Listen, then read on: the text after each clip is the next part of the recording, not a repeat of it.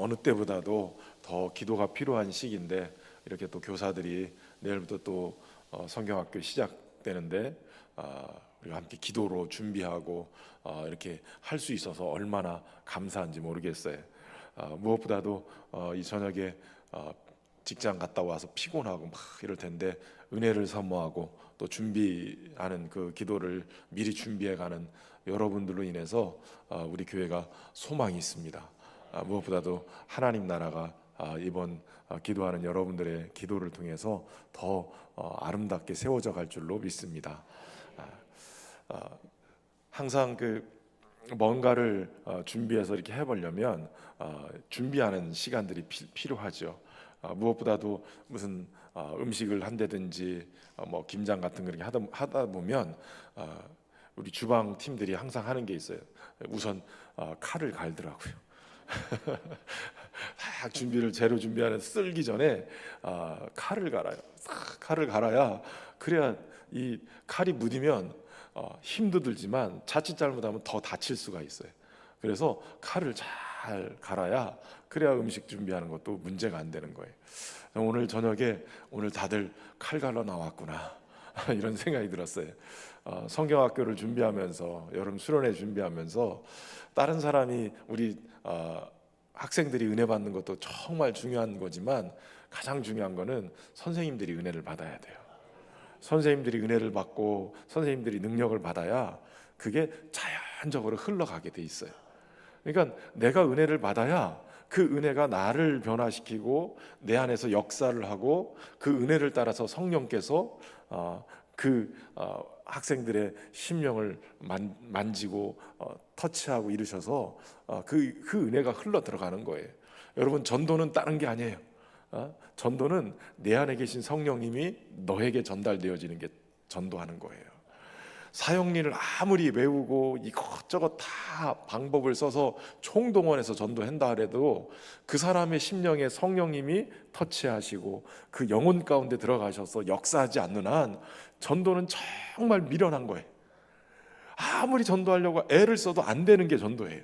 그런데 성령께서 역사하시면 전도는 되게 돼 있어요. 한 영혼의 변화의 역사, 우리의 능력이 아니라 주님이 하시는 일이에요.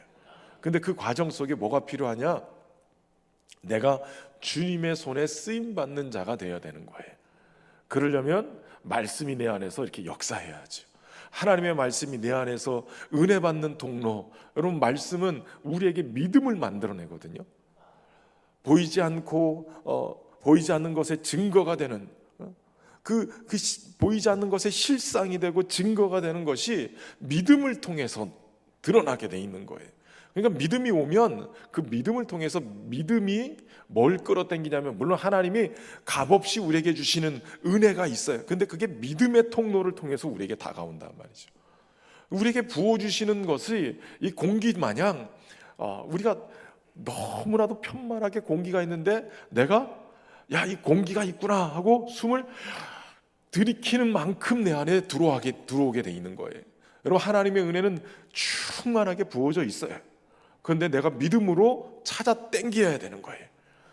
12의 혈루병 걸린 여인이 주님의 옷자락에 손을 대는 것은 왜 됐어요?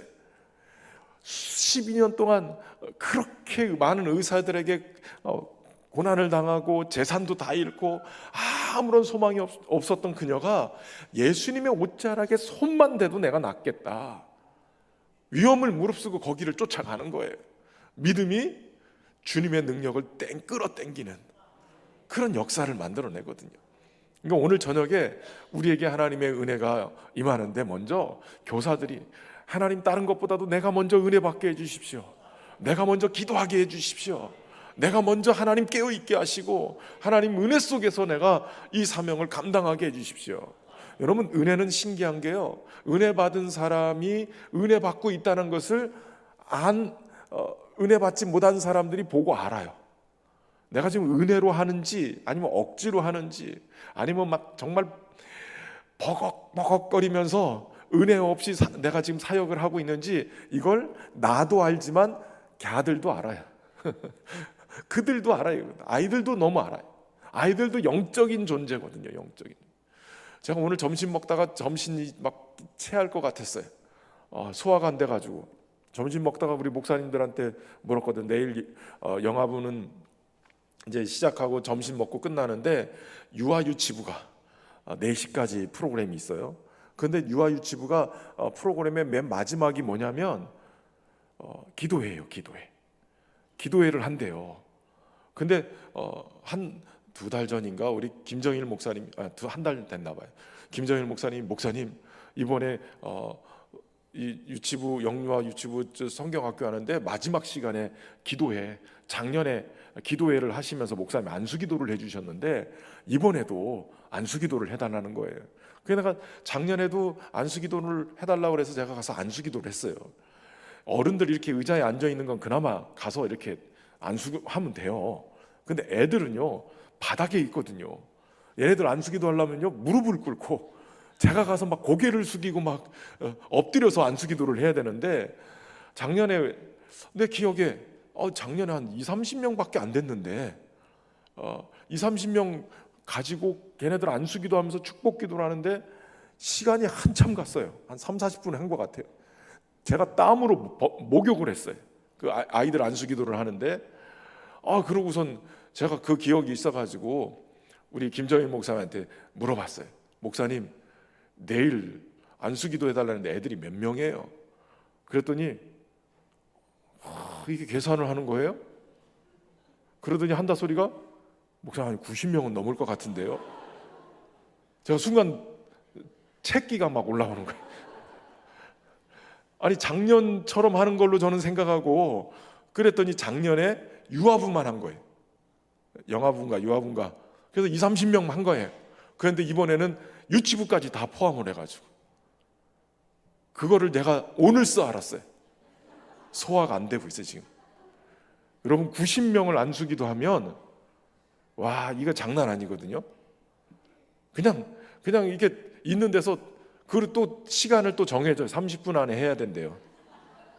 계산을 해봤어요. 30분 안에 아이들을 안수기도를 90명을 하려면 1인당 몇 초를 해야 돼요? 계산이 안 나와요 지금? 20초 90명을 똑같이 안수기도를 하려면 20초를 해야 돼요. 20초. 근데 아이들 이름 부르고 하나씩 막 축복기도 하면 얼마나 걸릴까요? 20초. 하나씩 머리만 한 대씩 이게 그렇게 해야 간신히 그 30분 안에 기도회가 끝나는 거예요.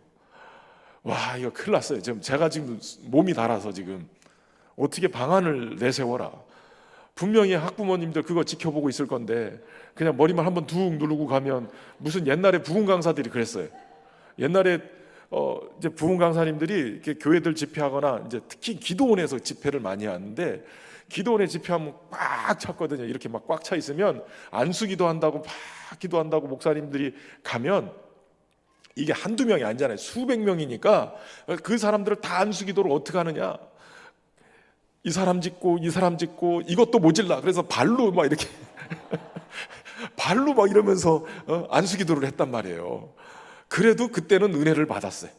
발인지 뭐 손인지 모르지만 아무튼 뭔가 누르면 그냥 다 은혜를 받고 막 그 기도하다가 뜨겁게 막 기도하고 성령 받기도 하고 막 이랬단 말이에요. 근데 제가 만약에 발로 그랬다고 해서 생각해 보세요. 학부모들이 시험 들어가지고 지금 머리만 슬쩍 건드리고 가도 시험 들어서 이게 문제가 될 것 같아요. 제가 이건 그래서 고민이에요. 교사들이 어떻게 방안을 만들어서 와라 했는데 뭐 조별로 들어와서 뭐 반별로 들어와서 받고 가겠다. 목사님은 돌아다니 말고 그냥 그 자리에 서 계시면 아이들이 와서 디밀 거라고. 그러면 그냥 어찌 됐든 간에 여러분 예전에는 그런데 사모함이 있었어요. 사모함이. 안수기도가 됐든 뭐가 됐든 그냥 막 은혜를 사모하고 목사님이 안수기도만 해도 은혜 받겠다고 그러고 사모하면서 디밀었거든요. 근데 이 아이들이 사모하는 애들이 얼마나 될까? 그리고 또 사모해서 안수 받으려고 하는 사람들이 얼마나 될까? 저처럼 간절하게 막 그냥 은혜 받아야 된다고 그 아이들이 저보다 더 간절할까? 이런 생각이 막 드는 거예요. 그래서 오늘 저녁에 교사들은 오늘 저녁에 하여튼 기도 작정하고 하셔야 돼. 아멘을 아무도 안 하는데 영유아 유치부 교사들 안 왔어요? 왔죠? 네. 교사들이 기도해야 은혜 역사가 일어나요. 그러니까 사모함이 있을 때 역사가 일어나는 거죠. 뭐 안수기도 한다고 저는 능력이 하나도 없어요.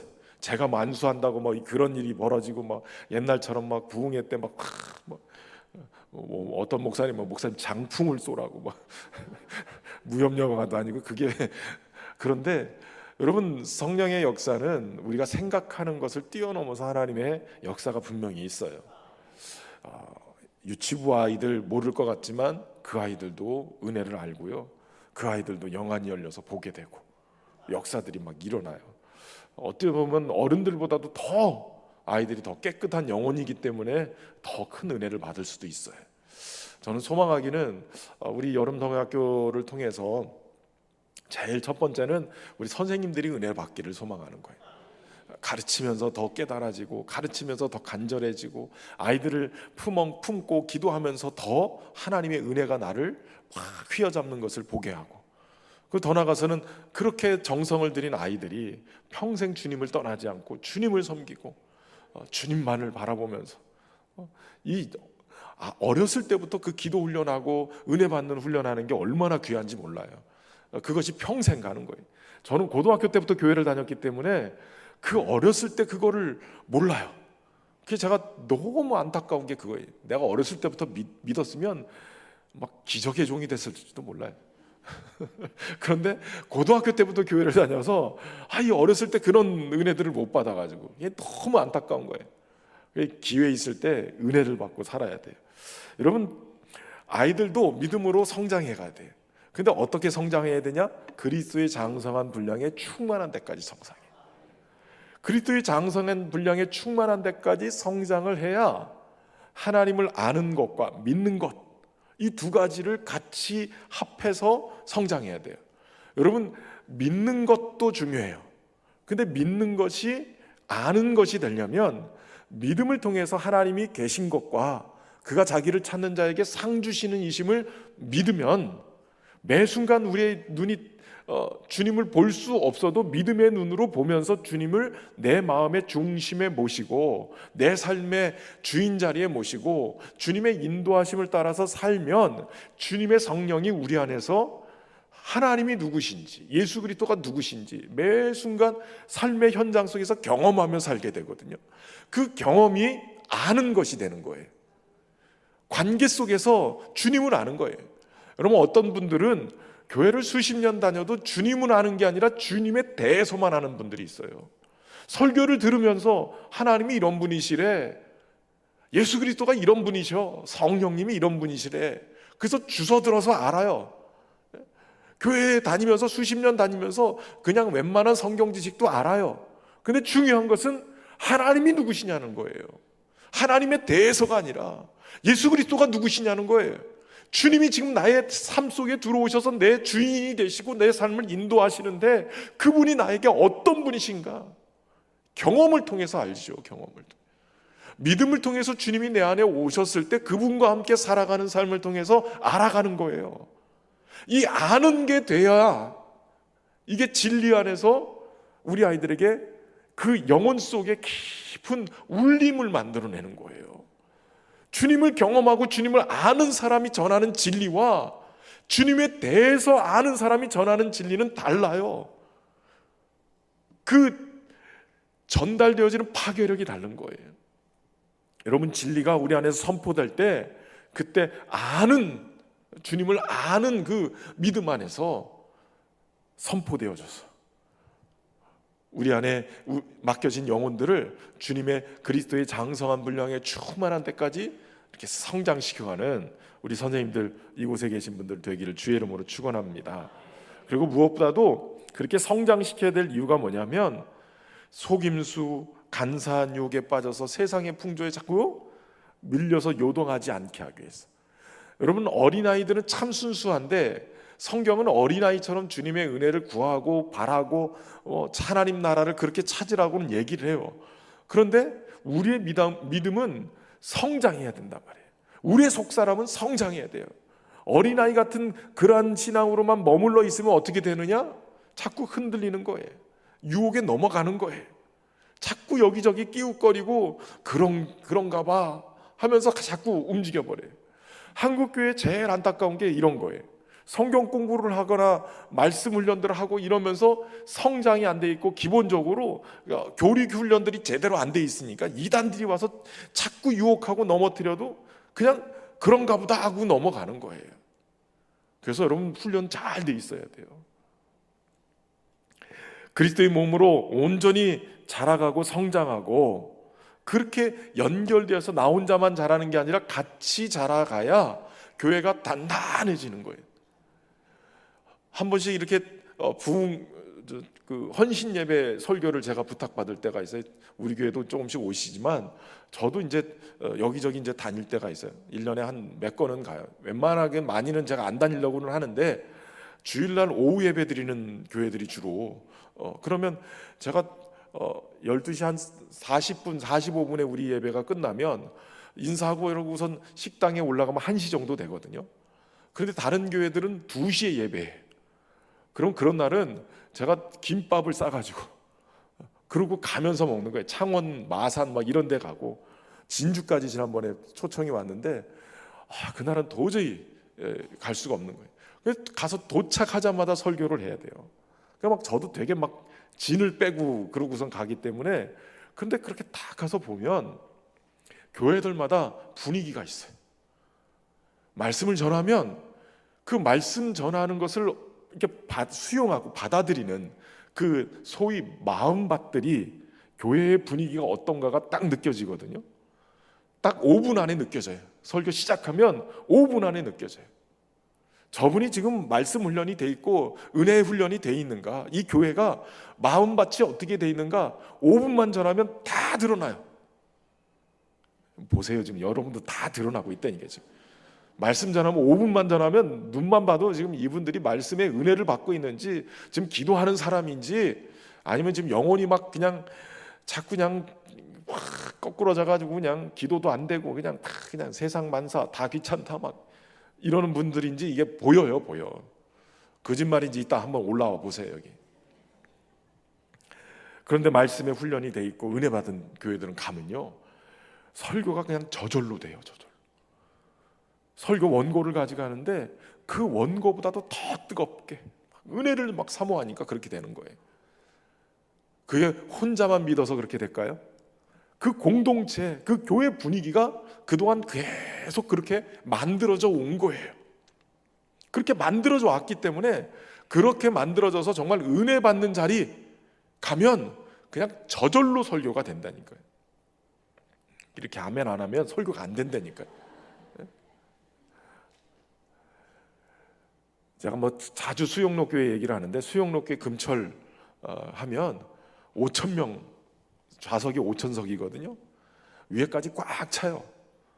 꽉 차서 하는데 거기를 이렇게 보면 그냥 사모함이 다 보이니까, 물론 이규현 목사님 설교도 참 잘하시고 은혜도 되지만 저처럼 막 방방 뛰면서 설교 안 해요. 그냥 잔잔하게 설교하시는데도 다 은혜를 받아요.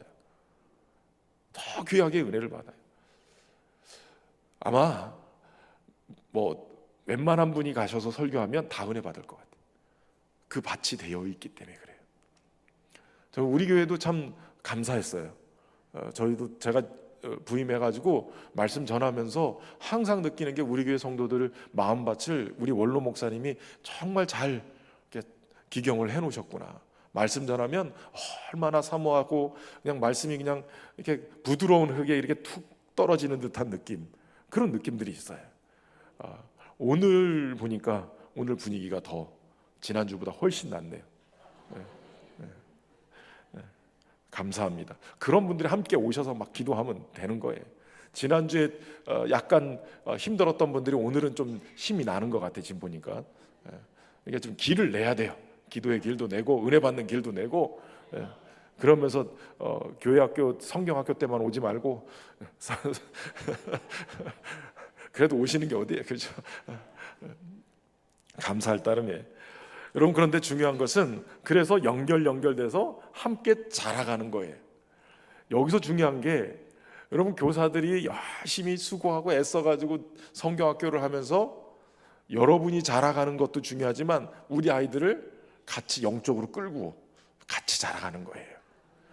그러면서 우리의 다음 세대까지도 쫙 같이 세워져 가면 교회가 72년, 73년 막 넘어가는 여간에 그냥 어떤 공동체로, 어떤 교회로 성장해 갈 건가, 이게 굉장히 중요한 거예요. 여러분, 큰 교회들은 그냥 큰 교회가 된 게 아니에요. 규모가 큰 거는 그 나름대로 그 교회의 영성이 그만큼 팍 쌓여서 그렇게 되어지는 거예요. 그래서 우리 교회는 어떤 교회를 만들 건가? 자, 따라해서 나는 교회다. 내가 교회다. 한번 물어보세요. 너는 어떤 교회 될래? 옆 사람 한번 쳐다보고 얘기하세요. 그러면 당신은 어떤 교회가 되실랍니까?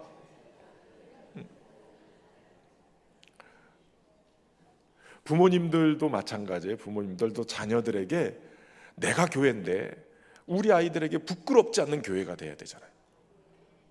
우리 다음 세대들에게 적어도 저는 그런 생각하거든요. 신년교회를 밖에 나가서 얘기할 때 우리 성도들이 주변 사람들이 신년교회 맨날 싸움질만 해, 이래가지고 인상 찌푸리는 그런 교회가 아니라 신년교회 이름만 딱 대도 주변 사람들이 야, 거제에서 신년교회 너무 잘하는 교회야. 신년교인들만 보면 막 항상 그냥 은혜가 넘쳐.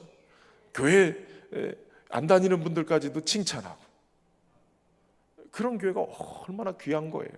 저는 그런 교회를 계속 꿈꾸면서 계속 지금 목회를 하고 있는 건데, 여러분도 그렇게 되기를 소망합니다. 우리 중고등부 애들이 탁 나가가지고 신년교회라고 부끄러워서 말 못하는 그런 교회가 아니라 자랑스럽게 우리 교회 신년교회예요, 이렇게 얘기할 수 있는 교회. 여러분의 자녀들이 나가가지고 그렇게 얘기할 수 있는 교회, 그런 교회를 저와 여러분이 만들어갈 수 있기를 주의 이름으로 축원합니다. 여러분, 연초에 요즘은 잘 못하고 있는데 우리 교역자들과 함께 여러분들의 기도 제목을 가지고 전에는 산기도를 하러 갔어요. 기도원이나 뭐 이렇게 사실은 좀 저 위쪽 그 중부 쪽 이렇게 넘어서 그 위쪽에 가면 1월 1일 요때쯤 되면 산속에 눈이 이렇게 막 쌓여 있거든요. 그러면 그 눈 쌓여 있을 때 우리 목사님들하고 같이 가서 일부러 막 그 산속에 내지는 막 개울가 막 그 계곡 막 이런 데 들어가 가지고 거기서 여러분들 기도 제목 주신 그 기도 제목을 가지고 목사님들이 거기서 기도를 하거든요. 일부러 제가 시켰어요. 저도 그렇게 그동안 그렇게 배워왔고, 그랬는데 한 번은 이수영 목사님이 뭔 사진을 찍어가지고 교구 우리 구역장들한테 다 돌렸다는 거예요.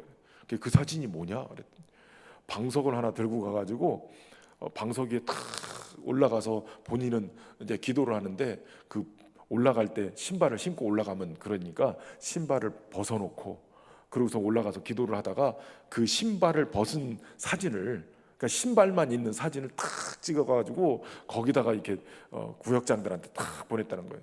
여러분들의 기도 제목 가지고 거룩한 신을 벗고 거룩하게 그렇게 기도하고 있습니다. 이러고선 그 사진을 올렸다는 거예요.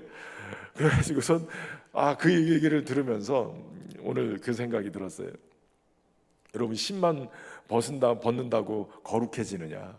근데 여러분, 모세가 주의 그 부르심을 입을 때, 소명을 막 받을 때 떨기나무 불꽃 가운데 막 신기해가지고 어떻게 나무에 불이 붙었는데 하나도 안 타나? 그러고서 막 가까이 가니까 주님이 부르시잖아요. 모세야, 모세야, 여기는 거룩한 곳이니 네 발에서 신을 벗으라. 그러고선 모세를 불러내시거든요. 네가 선 곳이 거룩한 땅이니 내 신을 벗으라. 그랬을 때 이 신을 벗는다는 것은 그동안 내가 살아왔던 삶의 자리가 거룩한 것이 아니니까 신을 벗고 거룩한 곳으로 넘어오라는 의미이고, 그리고 그동안 이 사막의 벌레들이나 이 가시나 그리고 아주 뜨거운 모래로부터 발을 보호하기 위해서 신었던 그 신을 벗고 이제는 내가 너의 보호자가 될게, 그런 의미도 담겨져 있고, 네가 네 멋대로 살아갔던 너의 길에, 인생의 길을 멈추고 이제 하나님의 부르심을 받고 하나님의 뜻에 순종하고 살아야 돼. 그런 의미에서 신을, 내 발에 신을 벗으라, 이런 의미가 되잖아요. 여러분, 그렇기 때문에 주님의 교회로서 부름을 받아서 주님의 백성으로 살아가기 위해서 해야 될 일이 있어요. 그것은 바로 우리의 삶과 우리의 모든 영역이 주님의 거룩함 속으로 나와야 된다는 거예요. 그러니까 그리스도의 몸된 교회가 이 거룩함을 입기 위해서 해야 될 일을 오늘 본문은 얘기하고 있는 거예요. 그러니까 교회로서 성도들이 해야 될 일, 그리스도인으로서 우리 한 사람 한 사람이 어떤 삶을 살아야 될 것인가, 그것에 대해서 오늘 본문은 얘기하고 있는데, 찬양하고 나서 말씀을 보겠습니다. 이 서론이 여태까지 서론했어요. 비준비하시니 이렇게 찬양합시다.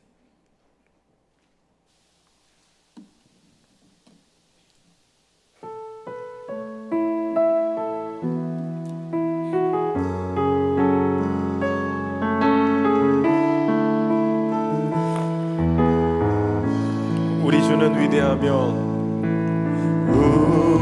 우리 주는 위대하며 능력이 많으시도다. 그의 지혜 무궁하며 인자는 영원하도다. 인자는 영원하도다.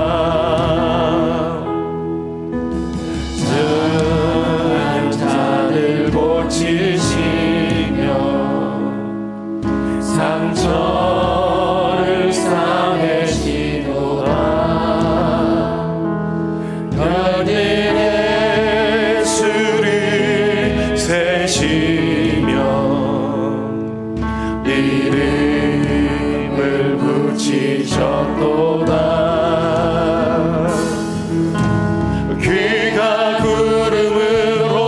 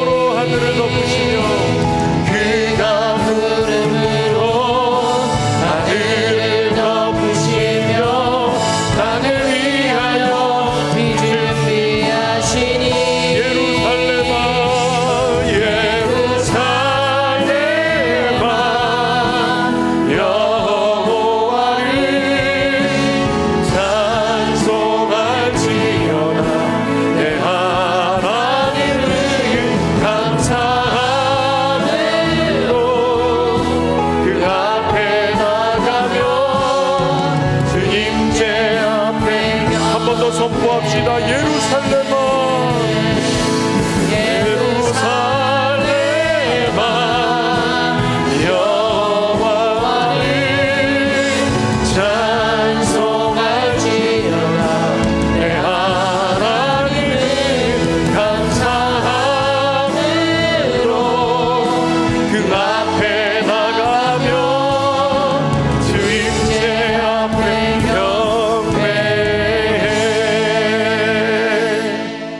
할렐루야. 여러분, 예루살렘아 여호와를 찬송할지어다 할 때, 여러분, 예루살렘이 어디예요? 지형적인 예루살렘을 얘기하는 게 아니에요. 지금 저 팔레스틴 지역에 그 예루살렘을 얘기하는 게 아니라, 이 예루살렘아, 이거는 하나님의 백성들아, 이 소리예요. 이 소리.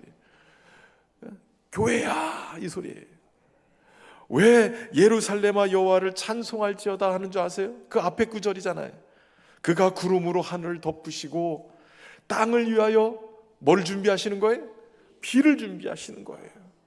땅이 농작물이 잘 자랄 수 있도록, 가물지 않도록 이른 비와 늦은 비를 하나님이 준비하셔서 내리시는 거예요. 그러니까 우리의 찬양할 이유는 믿음으로 주님을 바라보면서, 주님께서 비준비하시는구나. 오늘 저녁이 내일부터 시작되는 여름 성경학교에 주님이 비준비하시는 은혜의 역사가 있을 줄로 믿습니다. 그러니까 믿음으로 보는 거, 믿음으로. 여러분, 그렇게 하나님이 비를 준비하셔서 우리에게 부으실 수 있도록 하나님 어떻게 해야 될까요? 거룩한 주의 교회로, 거룩한 그리스도인으로 살아가야 되는 거예요. 그러기 위해서 오늘 본문에는 몇 가지 얘기를 하고 있어요. 사도 바울이 우선 첫 번째는 이방인이 그 마음에 허망한 것을 행한 것 같이 행하지 말라는 거예요. 그리스도인들은 어떻게 살아야 되냐? 어떻게 거룩하게 살아야 되냐? 이방인처럼 살면 안 된다는 거예요. 그럼 이방인의 특징이 뭐냐? 마음이 허망한 것, 마음에 허망한 것 그것을 행하는 것처럼 살지 말라는 거예요. 이 허망한 마음의 문제점이 뭐냐? 18절에 보면 그들의 총명이 어두워지고 그들 가운데 있는 무지함과 그들의 마음이 굳어짐으로 말미암아서 결론이 뭐예요? 하나님의 생명에서 떠나 있는 것이라는 거예요. 하나님의 생명에서부터 떠나게 된 계기가 뭐냐? 총명이 어두워지고 무지하고 마음이 굳어지는 거예요. 총명이라는 말은 지성뿐만 아니라 감성을 포함하는 사물을 전체적으로 판단할 수 있는 이해력, 이런 걸 거예요.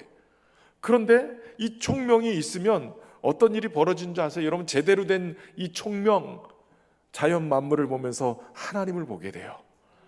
세상을 하나님이 창조하셨구나. 우주 만물을 보면서 하나님의 역사를 보게 되고 하나님의 이 인간의 역사 속에 어떻게 주님이 일하시는가, 이게 보이는 거예요. 근데 이 총명이 어두워져 버리는 거예요.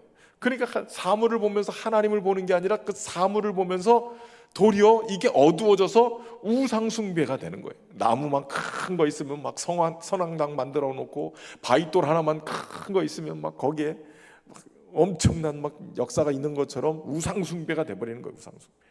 총명이 어두워져요. 여기서 더 나가면 무지해지는 거예요. 제대로 된 진리에 대한 지식이 없어지는 거예요. 무식해지는 거예요. 무지해지면서 결국은 마음이 굳어져 버려요. 굳어졌다라는 이 단어는 덮었다라는 의미의 이 의학 용어예요. 피부가 딱딱하게 굳어가는. 그럼 굳은 살 먹이면 이게 그 다음부터는 이게 보들보들해지지 않아요. 피가 거기에 이렇게 통하지 않아서 그냥 굳은 살이 먹이면서 이거를 이렇게 깎아내든 털어내든 뭘 해든 해. 마음이 굳어지는 것처럼 우리의 양심이 굳어지기 시작해. 도덕적인 어떤 삶에 대한 판단력이 굳어져 버려요. 이거 다른 말로 표현하면 강탈하다라는 뜻을 가지고 있어요. 마음에서 양심이 강탈되어지는 거예요. 그러면서 19절에 보니까 그렇게 마음이 굳어지면서 어떻게 되냐면 감각 없는 자가 돼요.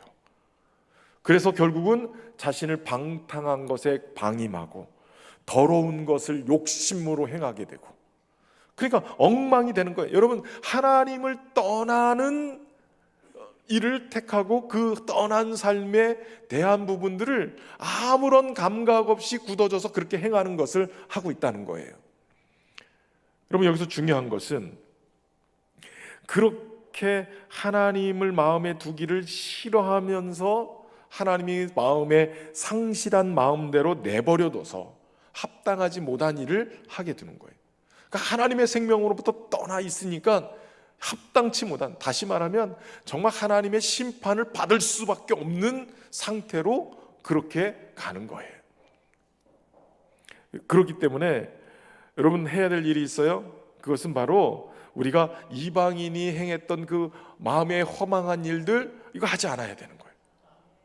거기서부터 아예 나와야 되는 거예요. 이제 믿는 자들은 뭐 해야 되냐? 20절에 보니까 오직 너희는 그리스도를 그같이 배우지 아니하였느니라. 진리가 예수 안에 있는 것 같이 너희가 참으로 그에게서 듣고 또한 그 안에서 가르침을 받았다라는 거예요. 다시 말하면 말씀 붙들고 살으라는 거예요. 진리 안에 살으라는 거예요. 허망한 그 일을 여러분 깨달았으면 이제 끝내고 사실 수 있기를 주의 이름으로 축원합니다. 근데 문제는 이미 우리는 예수님을 믿음으로 말미암아서 이방인들이 행했던 그거 분명히 안 할 거예요. 그것과 상관없이 살 거예요. 그런데 문제는 그것과 상관없이 살아야 되는데 어느 순간에 마음이 굳어져 있어요. 어느 순간인가 감각이 무뎌져 버리기 시작해. 하나님의 생명으로부터 떠나 있는 그 삶의 모습처럼 살고 있다는 거예요. 이게 큰 문제인 거예요. 그래서 오늘 본문의 22절에는 뭘 하라고 그러냐면 너희의 유혹의 욕심을 따라 썩어져가는 구습을 따르는 무엇을 벗어버리라고 그래요? 옛사람을 벗어버리는 거예요. 이방인처럼 그렇게 주님의 생명으로부터 떠나 있을 때 행했던 그 옛날 사람이 행했던 그 옛사람 아직도 뒤집어 쓰고 있는데 이거 벗어버려야 된다는 거예요. 그리스도의 몸된 교회가 거룩하기 위해서, 거룩하게 하나님의 은혜를 입고 그 은혜를 흘려보내기 위해서 해야 될 일이 뭐냐? 옛사람을 벗어버리라는 거예요. 여러분 그 각각류들 있잖아요. 개나 대게 뭐 이런 거, 얘네들은 탈피라는 걸 해요. 탈피. 딱딱한 건데 이 딱딱한 몸을 그대로 유지하고 있으면 몸이 커지는데 이 딱딱한 것으로부터 탈피를 하지 않으면 그러면 그 딱딱한 것에 갇혀서 죽을 수밖에 없대요. 그래서 스스로 그 딱딱한 그 개 껍데기를 탈출하기 위해서 몸이 부들부들해지면서 팍 빠져나와가지고 툭 빠져나오면 개 껍데기는 놓고 얘네들이 부들부들한 몸으로 나와가지고 나중에 점점 커가지고 딱딱해지는 거예요. 탈피하지 않으면 거기에 머물러 있으면, 아니 옛사람을 그냥 뒤집어 쓴 채로 있으면 가시는 겁니다. 가시는 거예요. 돌아가시는 거예요. 예수님의 생명을 놓치고 살아가게 되는 거예요. 오늘 저녁에 여러분 껍데기를 벗겨내십시오. 옛사람을 벗어버리셔야 돼요. 썩어져가는 구습을 따르는 유혹의 욕심을 따라서 썩어져가는 것에 계속 집착하고 거기 살고 있는 거예요. 옛사람을 그대로 두고 있는 거예요. 여러분 저는 신앙생활을 하면서 의문나는 게 하나 있었어요. 왜 예수님을 믿는데 안 변하나? 아니 저 사람은 수십 년 믿었는데 왜 승질이 그 모양일까? 왜 저렇게 신앙생활 오래 하는데 왜 그렇게 살지? 이런 분들이 있어요. 목회를 하면서도 여전히 궁금한 상황이었어요. 그러면서 한 가지 깨달았어요. 예수님을 믿으면 우리의 신분은 바뀌어요. 땅의 사람에서 하늘의 사람으로. 우리의 생명도 바뀌어요. 이 땅에 썩어져가는 이 죽음에서 예수 그리스도의 생명으로 바뀌어요. 신분이 바뀌는데 땅의 백성에서 하나님의 백성으로 바뀌어요. 마귀의 자녀에서 하나님의 자녀로 바뀌어요. 그러니까 신분이 바뀌어요. 그런데 문제는 신분은 바뀌었는데 습관은 안 바뀌었다는 거예요.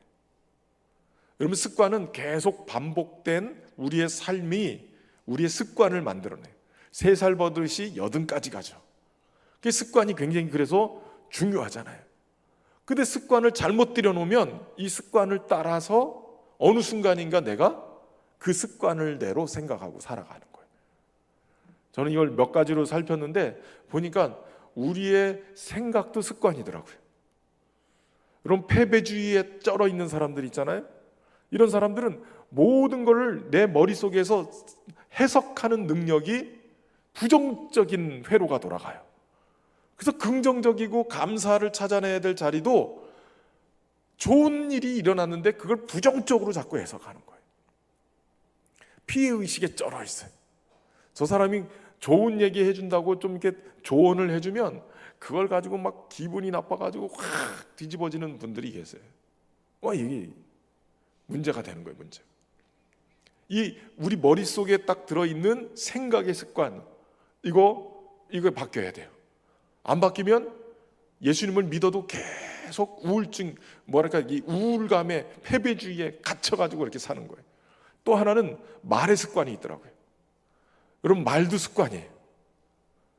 말을 바꾸시지 않으면 여러분 말은 우리의 인생을 짓는 집과 같은 역할, 집의 재료 같은 역할이에요. 그러니까 내가 어떤 말을 하느냐에 따라서 내 인생의 집을 짓는 거예요.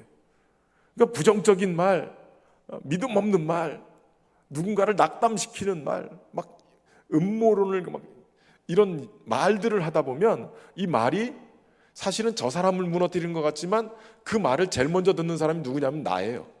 내 입에서 나가니까 내가 제일 먼저 들어요. 그러니까 내 영혼을 망가뜨리는 말들을 하면 망가지는 거예요. 그러니까 예수님을 믿으면 뭐가 바뀌어야 되냐면 말이 먼저 바뀌어야 돼. 말. 성령 충만 받았던 오순절 마가다락방에 여러분 성령 충만 받고 그들이 나가서 전하는데 말이 바뀌었어요. 방언이라고 얘기하는데 이 방언은 그 당시에 뭐 전혀 모르는 얘기가 아니라 오순절에 각지에서 모인 사람들이 우리말로 하나님 나라의 비밀을 말하는 것을 듣는 도다 알았어요. 그러니까 말이 바뀌어서 복음을 전하기 시작하는 거예요. 복음을. 여러분 예수님 믿는 사람들은 말만 타고 소문났어요. 말쟁이라고. 왜? 하나님이 은사로 주신 거예요. 복음 전하라고. 근데 그 말 많이 하게 하는 그 은사를 가지고 남 헐뜯고 문제점 지적하고 어렵게 만드는 그런 거에 쓰니까 이게 문제가 되는 거예요. 왜냐하면 여기가 안 바뀌니까. 이것도 바뀌어야 되고 말도 바뀌어야 되고. 또 하나는 습관, 행동의 습관.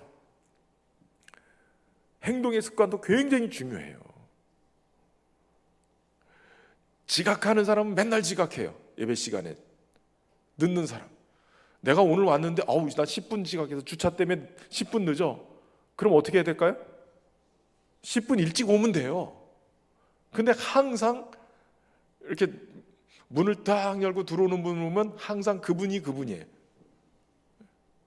10분 늦어요. 항상. 이것도 습관이에요. 습관. 우리 행동의 습관. 이거 변하지 않으면 똑같아지는 거. 전에 내 삶의 습관이 오늘 나를 만들었어요. 오늘 내가 성장하기 위해서는 오늘의 습관이 굉장히 중요해요. 그러니까 신분도 중요한데 삶이 변하는 습관을 변화시켜야 되는 거예요. 여러분 이 습관이 변하지 않으면 문제가 돼. 옛사람의 습관을 그대로 가지고 있는 거예요.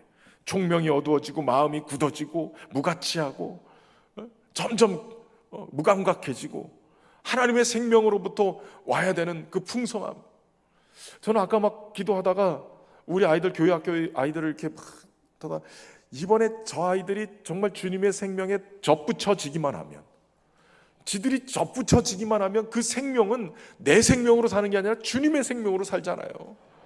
붙어 있기만 하면 주님이 공급해 주시고 열매도 맺게 하시고 때가 되면 하나님이 일하시는 거예요. 그 접붙여지는 것만 잘하면 돼요. 여러분 하나님의 생명에서 떠났다는 것은 죽음의 상태를 얘기하고 감각 없는 자가 되는 거예요. 어떤 전도자가 죄에 대해서 설교를 하니까 불량 청년 하나가 와가지고 막 비웃으면서 도대체 죄짐이 도대체 얼마나 무겁길래 자꾸 죄에 대해서 얘기를 합니까? 죄가 무겁다고 그러는데 도대체 죄가 무게가 얼마가 됩니까? 5근 됩니까? 10근 됩니까? 이러면서 비아냥거렸대요. 그러니까 그 전도자가 청년한테 이렇게 물어봤다는 거예요. 청년, 죽은 송장한테 400근짜리 물건을 올려놓으면 그 시체가 그 무게를 알까요? 송장이 무슨 감각이 있다고 무게를 알겠습니까? 당신은 지금 죽어있는 상태라 죄짐이 얼마나 무거운지 모르는 거예요. 이렇게 얘기하더라는 거예요. 여러분 영혼이 죽어있으면 죄짐이 얼마나 무거운지 모르는 거예요. 그렇기 때문에 감각 없는 자가 돼서 자신이 방탕하고 방임에 놓여지고 더러운 것으로 욕심으로 행하던 그 일을 또다시 가서 하고 있는 거예요. 여러분 우리가 주님의 은혜 안에서 옛사람의 모습을 청산하는 것이 필요합니다. 다 버리고 뜯어내고 주님의 생명에 착 붙여지는 은혜가 있기를 주의 이름으로 축원합니다.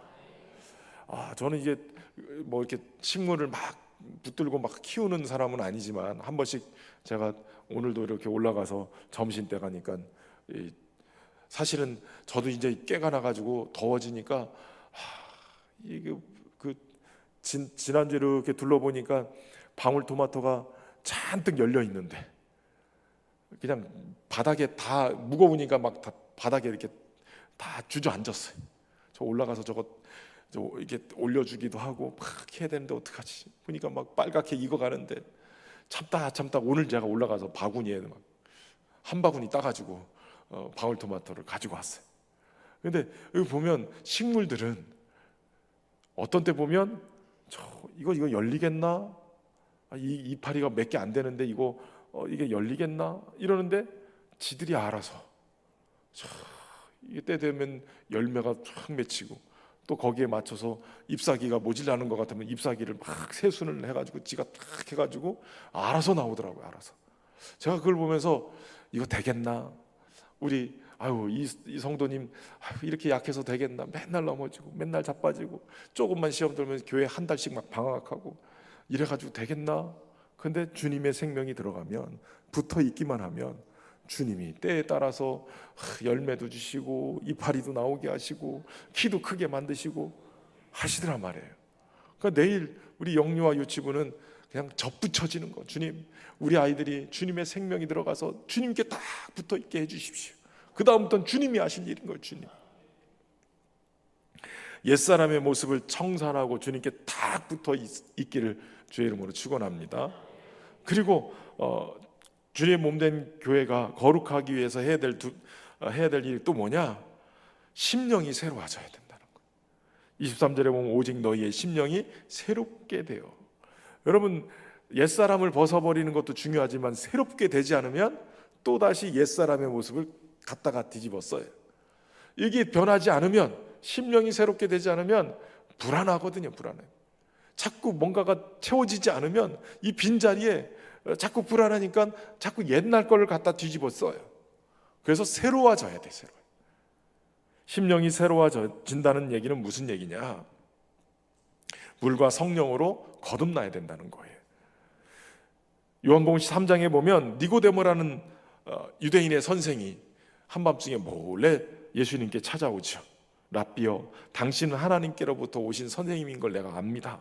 하나님이 함께 하지 않으면 당신이 행하는 이 표적이 설명은 될 수가 없습니다. 그러니까 이 니고데모가 지금 뭔가 궁금하니까 지금 예수님께 찾아온 거죠. 그리고 이 일이 이럴 수밖에 없습니다라고 얘기하는 거 보면 굉장히 영적인 일인 거예요. 도대체 뭐 때문에 그러냐? 사실 니고데모는 당시에 바리새인으로서 유대인의 지도자였고, 또 산헤드린 공회의 회원이었고 율법 선생님이었어요. 겉으로 보면 사회적으로도 성공했고 이름 있는 사람이었단 말이에요. 그러니까 밤중에 몰래 찾아왔죠. 근데 그렇게 남들을 가르치면서 했던 그런 사람이었음에도 불구하고 자신의 영적인 문제는 해답이 없는 거예요. 궁금한 거예요. 그래서 예수님 앞에 나온 거죠. 해결되지 않는 인생의 문제, 바로 영적인 문제. 어떻게 해야 영생을 얻을 수 있겠습니까? 그때 예수님의 대답이 뭐예요?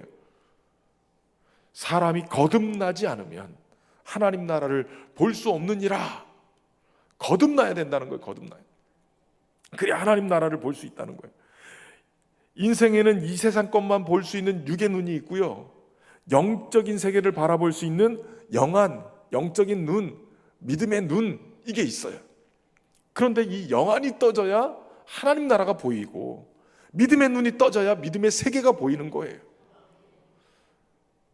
그 일을 위해서 예수님이 니고데모에게 거듭나야 된다 이렇게 얘기했는데, 니고데모가 이게 뭔 소린지 못 알아듣는 거예요.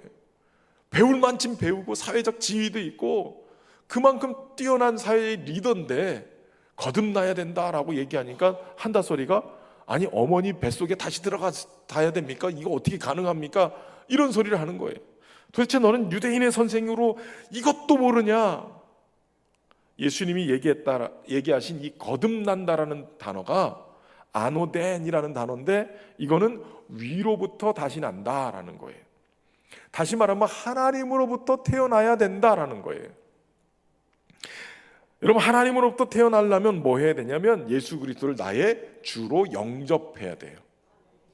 예수 그리스도를 영접하면 성령이 우리 안에 오셔서, 오실 때 그냥 들어오시는 게 아니라 하나님의 선물 가지고 들어오시는데 예수님의 생명을 가지고 들어오세요. 육의 사람을 영의 사람으로 거듭나게 만드시는 거예요. 그러니까 성령이 우리 안에 오셔서 예수님을 믿게 할 뿐만 아니라 하나님을 아버지로 부를 수 있도록 양자의 영으로 오시는 거고, 거듭난 하나님의 백성으로 심령이 변화되게 하기 위해서 성령이 우리 안에 오시는 거예요. 다시 말하면 네가 사람의 생명을 가지고 있으니까 하나님 나라의 생명에 대해서 얘기하니까 못 알아듣는 거야. 너 안에 하나님의 나라 이거 보려면 하나님의 생명이 네 안에 들어오는, 성령이 네 안에서 다시 너의 영혼을 새롭게 만들어야, 심령이 새롭게 되어야 하나님 나라가 보이고 하나님 나라의 영생을 취하며 살 수 있는 거야. 성령으로 다시 태어나야 돼. 여러분, 성령께서 우리 안에 오셨을 때 주의 나라가 임하게 되는 줄로 믿습니다. 사람은 연약하기 때문에 내가 결심한다고 되는 게 아니에요. 성령이 내 안에서 인쳐 주셔야 돼요. 도장을 탁 찍어 주시고 넌 하나님의 사람이야 그리고 탁 찍어 주셔야, 그래야 내 안에서 이 믿음의 역사들이 막 일어나기 시작하는 거예요. 오늘 심령이 성령의 새롭게 하심으로 변화되어져서 주님의 나라를 붙드는 은혜가 있기를 주의 이름으로 축원합니다. 마지막은 뭘 해야 되냐? 새 사람을 입어야 돼요. 새 사람. 24절에 보면 하나님을 따라 의와 진리의 거룩함으로 지으심을 받은 새 사람을 입으라. 그러니까 옛날 옷을 벗어 던졌으면 어떻게 해야 돼요? 심령을 새롭게 해야 돼요. 마치 목욕탕 들어갈 때 옛날 옷 탁 벗어 던지고 목욕을 하고 나와서는 옛날 구질구질한 옷 다시 챙겨서 입지 말고 새 옷을 입으셔야 돼요. 새 옷을. 하나님을 따라 의와 진리의 거룩함으로 지으신 새 사람을 입으라는 거예요. 새 사람을 입는다는 것은 심령의 변화로부터 출발해서 삶의 변화된 모습을 나타내는 것을 얘기해요. 그러니까 다시 말하면 그냥 입는다라는 개념이 우리의 삶이 완전히 새로워진 삶, 그 삶을 드러내는 삶을 얘기하는 거예요. 변화된 새로운 삶, 삶이 의와 진리의 거룩한 모습을 입고 있는 삶. 근데 여기서 중요한 것이 하나님을 따라 의와 진리와 거룩함으로 지으심을 받은, 이렇게 표현해요. 하나님을 따라. 여러분, 그냥 우리가 알고 있는 의와 진리의 옷이 아니라 하나님을 따라 지음받은 의와 진리의 거룩함이에요. 여기서 중요한 것은 이 하나님을 따라라는 이 표현이 뭐냐? 공동 번역에 보면 하나님의 생명대로 창조된 새 사람을 갈아입어야 합니다라는 뜻이에요. 하나님의 형상대로. 하나님이 하나님의 형상대로 인간을 지으셨어요. 근데 범죄한 인간에게 이 하나님의 형상은 도리어 범죄함으로 인해서 이지러졌어요. 신학자들의 표현에 의하면 이지러졌어요. 그럼 우리가 이렇게 사람의 모습이 다 다르지만 보면서 사람이라고 그러잖아요. 물론 사람 같지 않은 사람도 있긴 있어요. 그런데 웬만하면 다 사람이라고 쳐줘요. 의자의 모양이 다 달라도 처음 봐도 이게 의자다라고 얘기할 수 있죠. 머릿속에 기본 틀이 있는 거예요. 아, 이게 의자구나, 이게 사람이구나, 이렇게 가지고 있는 틀이 있는데 이걸 하나님의 형상, 하나님이 딱 오셨을 때 하나님이시군요, 알아볼 수 있는 틀이 우리 안에 있었다는 거예요. 그런데 그 하나님이 오셨을 때 아담이 어떻게 해요? 범죄하니까 나무 뒤에 숨어버려요. 두려워서 숨기 시작해. 그러면서 하나님과의 관계가 멀어지고 끊어지고, 그러면서 하나님이 오셔도 잘 모르는 거예요. 그 하나님의 형상이 로마서 1장에 보면 사도 바울이 이게 하나님의 형상이 도리어 범죄한 인간으로 인해서 이지러져서 결국 하늘의 들짐승, 버러지 같은 이런 거를 우상으로 섬기면서 하나님이라고 얘기하는 이런 상황이 벌어진다는 거죠. 그런데 하나님의 형상은, 이지러졌던 그 하나님의 형상, 하나님이 새롭게 만드시는 거예요. 그 새롭게 만드신 것이 바로 의와 진리의 거룩함이라는 거예요. 그런데 여러분, 여기서 중요한 것은 고린도후서 4장 4절에 그리스도는 하나님의 형상이니라. 나를 본 자는 아버지를 보았거늘 어찌하여 아버지를 보이라 하느냐. 다시 말하면 예수님이 이 땅에 오신 이유는 그 잃어버리고 이지러졌던 하나님의 형상을 예수 그리스도가 보여주신 거예요. 예수 그리스도, 그분이 하나님의 형상인 거죠. 그러니까 우리는 예수님을 보면 볼수록 하나님이 누구신가를 분명하게 알게 되어지는 거예요. 예수님의 말씀을 통해서, 예수님의 사역을 통해서, 예수님의 생애를 통해서 우리는 하나님을 알게 되어져요. 그래서 요한은 예수님을 경험하고 하나님을 뭐라고 고백하냐면 하나님은 사랑이시라. 하나님은 사랑이시라는 거예요. 예수님은 이 땅에 잃어버린 하나님의 형상을 회복하러 오셨고, 예수님은 바로 이 잃어버린 하나님의 형상이 이거다라고 보여주셨어요. 의와 진리의 거룩함으로 살아내셨단 말이에요. 그리고 사도 바울은 밤이 깊고 낮이 가까웠으니 그러므로 우리가 어둠의 일을 벗고 빛의 갑옷을 입자. 낮에와 같이 단정히 행하고 방탕하거나 술 취하지 말며 음란과 호색하지 말고 다투거나 시기하지 말고 오직 주 예수 그리스도로 옷 입고 정욕을 위하여 육신의 일을 도모하지 말자 그래. 그러니까 새 사람을 입으라 할 때 우리가 입어야 될 것이 뭐예요? 예수 그리스도로 입는 거예요. 하나님의 형상이신 예수 그리스도로 옷 입고 사는 것을 얘기하는 거예요. 여러분, 우리가 새 사람을 입는 것이 약한 인간의 힘이 아니라 하나님의 역사를 통해서만 가능한 거예요. 내가 입고 싶다고 입는 게 아니라 내 안에서 성령이 역사하셔서 그리스도로 옷 입게 만드셔야 되고, 내 안에서 성령이 강력하게 임재하셔서 주님의 생명을 내 안에 부어주셔야 그 생명의 옷을 입고 살게 되어지는 거예요. 이번 여름 성경학교에 그런 생명의 옷, 예수 그리스도로 옷 입어지는 역사가 우리 교회학교에 일어나기를 주의 이름으로 축원합니다. 그렇게 주님으로 옷 입고 살면 삶이 변하게 돼 있다는가요?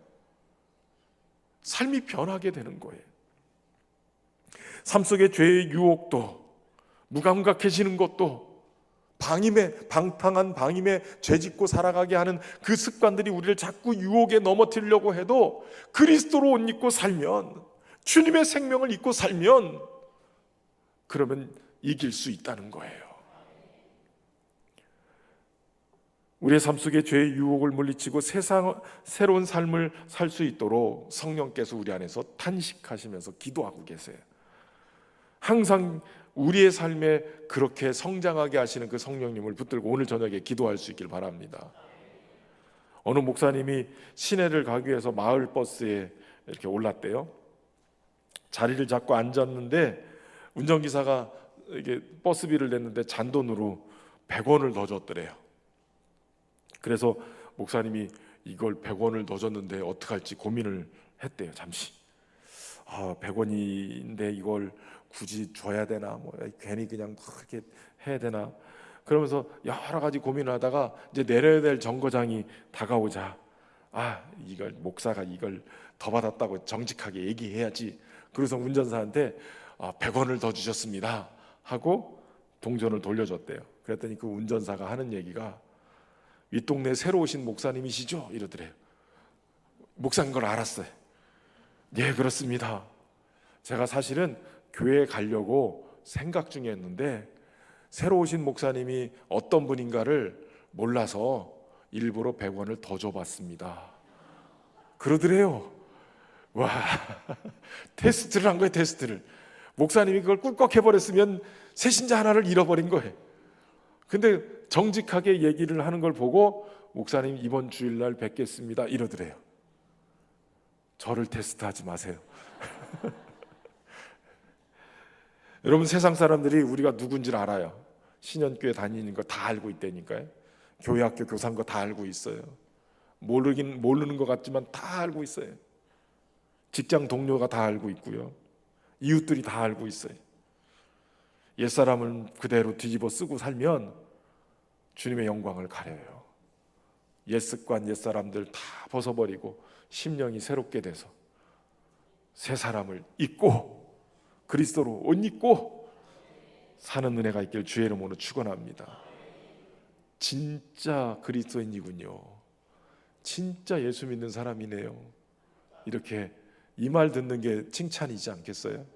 그것이 하나님께 영광되지 않겠습니까?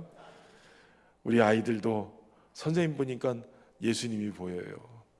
선생님 보니까 정말 믿는 게 뭔지 알겠어요.